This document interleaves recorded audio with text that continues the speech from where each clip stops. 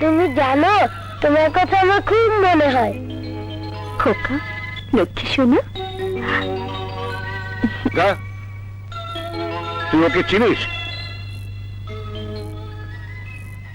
উনি আমার মায়ের মতো, আমাকে খুব আদর করতো। না মানে ও যেখানে থাকতো তার কাছাকাছি একটা বাড়িতে আমি থাকতাম। আর বাচ্চাকে কি আদর করে বলুন? ও যার আশ্রয় ছিল তাকে তুমি চেনো? দেখা হয়েছে একবার, খুব একটা পরিচয় হয়নি। কিন্তু ওনাকে আপনি কি দরকার? যে আমার নাতিকে এতটা বছর লালন পালন করলো তাকে আমি কৃতজ্ঞতা জানাবো না? সব বড় লোকদেরই কি খুব একটা কৃতজ্ঞতাবোধ থাকে? এই যে ধরুন, এক্ষুনি যে লোকটির কারণে আপনি আমাকে বের করে দিতে চেয়েছিলেন, সেই লোকটি কেমন আছে না আছে একটিবারও কি জেনেছেন? আমি ইচ্ছে করে জানতে চাই না। তেমন ছেলে দেখে আমি সহ্য করতে পারবো না। জেলের বাইরে দেখলে? তাও সহ্য করতে পারবো না।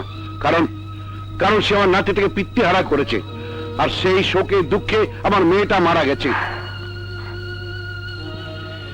দুই চোখের ভিতর তুমি আছো তাই, এদিক সেদিক কোনো কিছু দেখার উপায় নাই।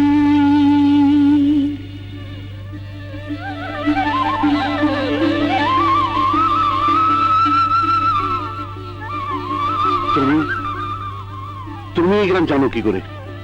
এই গান তো আমার মেয়ে গাইতো। আমি তো আপনার মেয়ে হয়ে গান গাইলাম। সত্যি সত্যি তুই আমার মেয়ে, তুই যাবি না। তোর হাত ধরে আমি অনুরোধ করছি, তুই যাবি না। তুই এখানে থাকলে আমি আমার মেয়েকে পাবো, আমি আমার মেয়েকে পাবো। খোকা খোকা তার মাকে পাবে। বল তুই যাবি না, বল তুই যাবি না, বল তুই যাবি না, বল তুই যাবি না।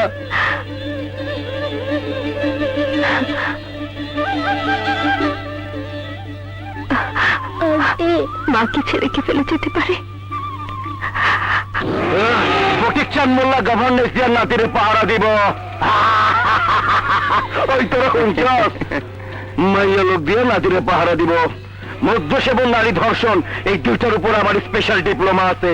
কিনা ফালামু, টাকা দিয়া ওই সেন্ডিটারে কিনা ফালামু। চুপ চুপ লক্ষ্মীটি, শুনবে যদি গল্পটি, এক যে ছিল তোমার মতো ছোট্ট রাজকুমার, একদিন কি করলো শেষে ঝকমকিয়ে যুদ্ধ বেশে, পাড়ি দিল যুদ্ধ করে পথে অজানা। চুপ চুপ লক্ষ্মীটি। আন্টি এসো। যাও।